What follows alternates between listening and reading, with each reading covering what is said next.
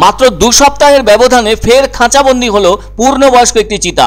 বুধবার সকালে আলিপুরদুয়ার জেলার কালচিনি ব্লকের দলসিংপাড়া চা বাগানের 6 নম্বর সেকশনে বন দপ্তরের পাতা খাঁচায় আটকালো একটি পূর্ণবয়স্ক চিতা। এদিকে একটি চিতা খাঁচাবন্দি হয়েছে দেখতে পেয়ে স্থানীয়রাই বন দপ্তরে খবর দেন। ওই খবর পেয়ে নীলপাড়া রেঞ্জের বনকর্মীরা চলে আসেন ঘটনাস্থলে। এরপর তারা ওই খাঁচাবন্দি চিতাটিকে উদ্ধার করে জলদাপাড়ায় নিয়ে যান।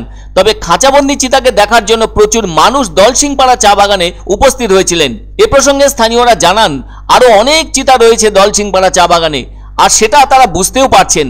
এ ব্যাপারে বন দপ্তরের নীলপাড়া রেঞ্জের বিট অফিসার রূপেশ মতি জানান, দীর্ঘদিন ধরে দলসিংপাড়া চা বাগানটি বন্ধ হয়ে আছে, যার ফলে ওই চা বাগানের চারদিক ঘন জঙ্গল ও ঝোপঝাড়ে ভর্তি হয়ে আছে। এদিকে এ ধরনের জঙ্গল ও ঝোপঝাড় যে চিতার পক্ষে আদর্শ পরিবেশ। এদিকে এর আগেও এই আলিপুরদুয়ার জেলার কালচিনি ব্লকেও ধরা পড়েছে একাধিক চিতা। অন্যদিকে জলপাইগুড়ি জেলার ডুয়ার্স এলাকা থেকেও খাঁচাবন্দি চিতা উদ্ধারের ঘটনা ঘটেছে গত ডিসেম্বরেও। ডুয়ার্সের মেটেলি ব্লকের নাগেশ্বরী চা বাগানে বেশ কিছুদিন ধরে চিতার আনাগোনা চোখে পড়ে বাগান শ্রমিকদের।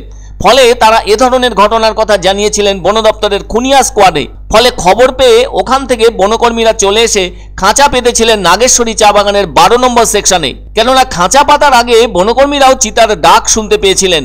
তবে জায়গা মতো খাঁচা বসাতেই চিতা বন্দী হওয়ার খবর চলে আসে তাদের কাছেই। তারপর বনকর্মীরা ওই চা বাগানে গিয়ে খাঁচাবন্দি চিতাটিকে উদ্ধার করে নিয়ে গিয়েছিলেন।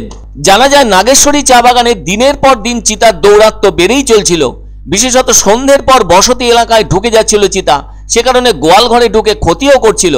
আর তাই ওই বাগানের শ্রমিক মহল্লায় উদ্বিগ্ন অবস্থার ছবি তৈরি হয়েছিল। শেষ পর্যন্ত বন দপ্তরের খুনিয়া স্কোয়াডকে খবর পাঠানো হয়েছিল ওই বাগানের ভেতর খাঁচা পাতার আবেদন জানিয়ে। সে কারণে বনকর্মীরা বিশেষ স্থানে খাঁচা পেতে রেখেছিলেন। ব্যাস, আর যায় কথা, উনি সোজা বন্দী হন বন দপ্তরের টোপ রাখা খাঁচায়। এদিকে চিতার খাঁচাবন্দি হওয়ার খবর শুনে অনেকটাই স্বস্তি এসেছে চা বাগানের শ্রমিকদের মধ্যে। তবে ওই বাগান থেকে উদ্ধার হওয়া চিতাটিকে খুনিয়া স্কোয়াডে নিয়ে যাওয়া হয়েছিল। তারপর চিতার শরীর স্বাস্থ্য পরীক্ষা করা হয়। যেহেতু চিতাটি সুস্থ ছিল, তাই তাকে গরুমারার জঙ্গলে ছেড়ে দেওয়া হয়েছিল। অন্যদিকে রামঝোড়া চা বাগানের 5 নম্বর সেকশন থেকেও একটি পূর্ণবয়স্ক পুরুষ চিতাকে খাঁচাবন্দি অবস্থায় উদ্ধার করেছিলেন বনকর্মীরা। ওই চিতাটি আকারে যথেষ্ট বড় ছিল।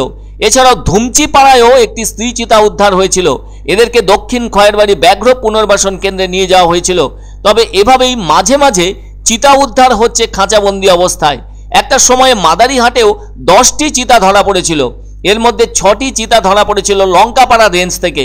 সবগুলোকেই ওই দক্ষিণ খয়েরবাড়ি ব্যাঘ্র পুনর্বাসন কেন্দ্রে রাখা হয়েছিল, কিন্তু ওখানেও বাঘের সংখ্যা বেড়ে 14টি হয়ে যায়। পরে ওখান থেকে কোচবিহার রসিক বিলেও 3টি চিতাকে পাঠানো হয়েছিল। তবে আজও চিতা ধরা পড়ছে বন দপ্তরের পাতা খাঁচায়, যার প্রমাণ মিলল এদিন দলসিংপাড়া চা বাগানে খাঁচাবন্দি চিতা উদ্ধারের ঘটনায়।